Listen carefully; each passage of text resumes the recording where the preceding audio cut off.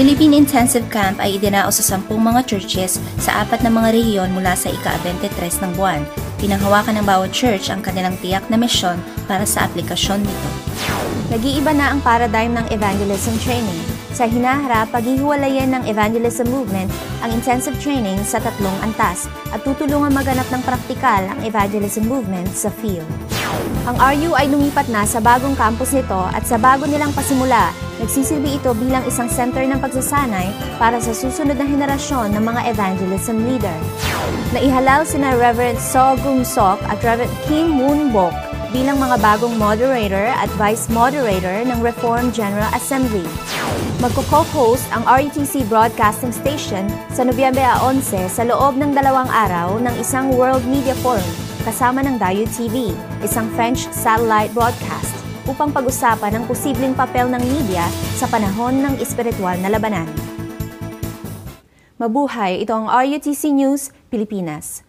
Ginanap ang intensive camp noong 23 ng buwan sa loob ng 3 araw sa 4 na mga rehiyon kasama ng 10 mga churches bago idaos ang Philippine Remnant Conference. Layunin ng intensive camp na itatag ang 5 sistema ng pag-ebanghelyo sa field ng Pilipinas, kung saan ang gawain ng pagtanggap sa Panginoon na patuloy na nagaganap ay humaharap sa limitasyon pagdating sa sistema ng pagpapatuloy. Ang camp na naganap ay nagpatibay sa tiyak na misyon ng bawat iglesia ayon sa kanilang sitwasyon. Sina Reverend Kim Song-Soo na nanguna sa camp, ang mga leader ng bawat rehiyon na sina Reverend Yang Jong-hwan, Reverend Lee In-song at Reverend Che Byung-chun ay nagkalat sa bawat iglesia upang manguna sa camp.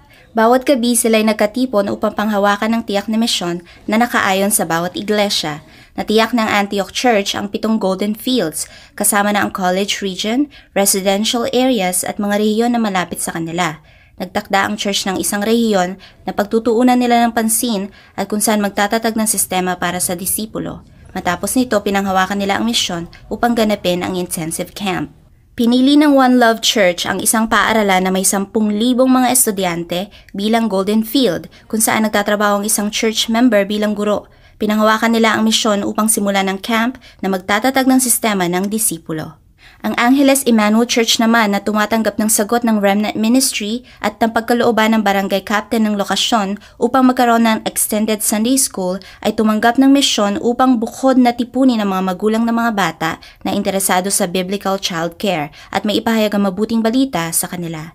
Pinanghawakan din naman ng One Light Church, Philippine Gospel Church, Bulacan Harvesters Missions Church, Gospel Remnant Church at True Light Church ang kanilang personal at tiyak na misyon. Nagbigay si Reverend Sol Dong-suk na dating madre ng espesyal na lecture tungkol sa Katolisismo, habang si Reverend Kim Chi-hoon naman ay nagbigay ng espesyal na lecture para sa mga church officers. Ang intensive evangelism training ay gaganapin sa ganitong paraan. Ang unang antas ay ang evangelism intensive training, ang pangalawang antas ay ang ministry intensive training, at ang pangatlong antas ay ang missions intensive training. Ang una at pangalawang antas ng pagsasanay ay gaganapin sa mga Regional Intensive Evangelism Institute na kasalukuyang nagaganap na sa Korea. Ang pangatlong antas ay nakabukod na gaganapin sa Regional Intensive Missionary Training Center na kung saan si Reverend Yu Wang-soo mismo ang mangunguna. Sa unang antas ng Evangelism Intensive Training, ang mga disipulo ay sasanaying matuklasan ang kanilang personal na misyon habang ina-apply ang mga 8 misyon. Upang makapagtapos, ang mga estudyante ay kailangan makapag-ebanghelyo sa 30 di mananampalataya kung saan 3 ang dapat magpamiyembro sa church. Ang pagsasanay ay magpapatuloy hanggang maranasan ng mga estudyante ang ebidensya sa field. Ang pangalawang antas ng Ministry Intensive Training ay magsasanay sa mga mayroong tiyak na personal na misyon, sa mga manggagawa ng Regional Church Ministry, mga minister ng mga bagong mananampalataya, o kaya na may minister ng Specialized Ministry. Makakapagtapos lamang ang mga estudyante matapos makapagtatag ng 12 disipulo na nakapag-ebanghelyo sa 30 katao. Hanggang sa makapagtatag sila ng 12 disipulo, dapat silang patuloy na tumanggap ng pagsasanay. Sa Regional Intensive Missionary Training Center, si Reverend Yu Wang-soo mismo ang magbibigay ng lecture sa mga ministry workers na magiging responsable sa isang rehiyon o bansa. Makakapagtapos lamang kung makapagtatag na sila ng 7 regional meetings kung saan inaalagaan ng 12 disipulo na nakapag-ebanghelyo sa 30 katao. Sa kasalukuyan, ang Regional Intensive Evangelism Institute ay mayroong 4,000 mga estudyante. Gayunman, ang Evangelism Institute na ito sa ibang bansa ay di pa nasisimulan. Ang RU ay nagsisilbi bilang isang center ng pagsasanay na magtatatag ng mga pastor na magiging bahagi ng evangelism movement. Lumipat ang RU sa bago nitong campus at nagsimula ng klase noong ika-25 ng Agosto. Inimbitahan ng RU ang mga pastor ng mga churches sa Korea na mayroong ebidensya ng pag-iebanghelyo at sa kasalukuyan sila ay nabibigay na ng mga lecture. God is opening up my eyes to see I'm going to be the one that's going to make a difference. That will make a difference in Hawaii. That will totally change the flow of what's happening here in Hawaii. Then that is a blessing.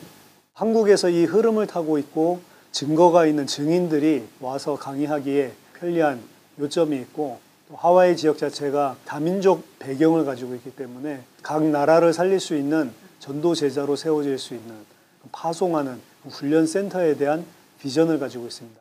Gayun din, ang Tyrannus Program ay ginaganap upang itatag ang mga pastor na may ebidensya ng biblical na evangelism movement mula sa Darakbang hanggang sa regional church bago magtanim ng bagong church. Sa kasalukuyan, 3 katao na ang tumatanggap ng camp training. Sa ngayon, mayroong budget sponsors na binubuo ng 10 senior board members, 5 junior board members at 18 board members na nagbibigay ng kanilang donasyon buwan-buwan. Sa taong ito lamang, mahigit sa $151,000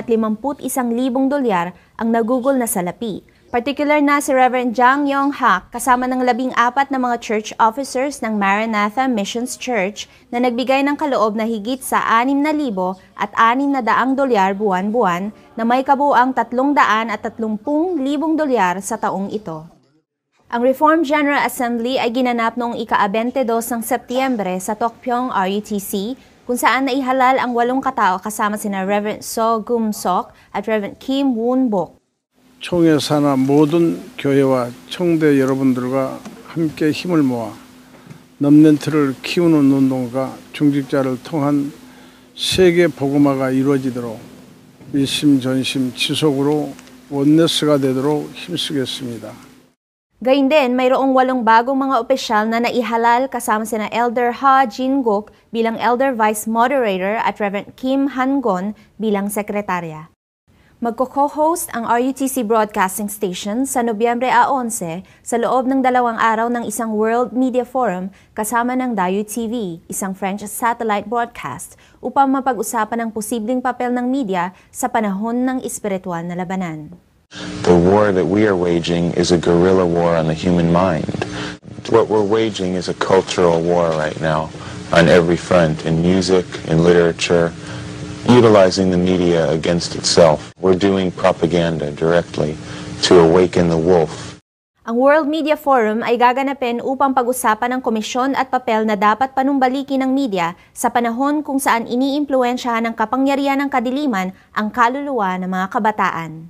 Ang mga mahalagang speakers ay sina Reverend Yu Wang-soo, Chairman ng Board ng World Evangelism Alliance, INC, Johannes Arl, Presidente ng French Satellite Broadcast, Ju TV na sumasahimpapawid sa 100 milyong kataong nagsasalita ng French, at si Peter Darg, Direktor ng CBN Europa, na nagsasahimpapawid ng gospel messages sa 147 mga bansa sa 65 mga lingwahe. Ang forum ay magsisimula sa Tokpyong RUTC sa 11 ng Nobyembre, samantalang ang aktual na forum tungkol sa teknolohiya ng broadcasting ay gaganapin kasama ng mga direktor ng church broadcasting, mga profesional at mga remnants na nagme-major sa broadcasting.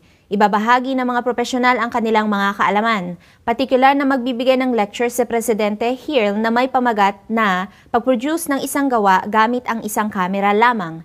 Habang ang RUTC Broadcasting Station team ay pag-uusapan ng tungkol sa pagpapataas sa uri ng church broadcasting system. Sa ikalawang araw, sa 12 ng Nobyembre, ang forum ay gaganapin naman sa Yewon Church.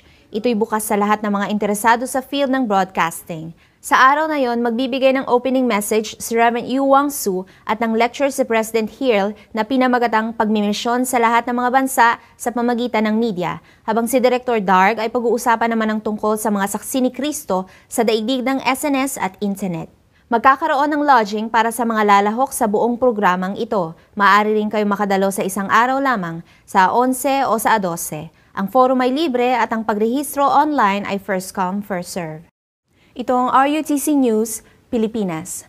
Salamat po.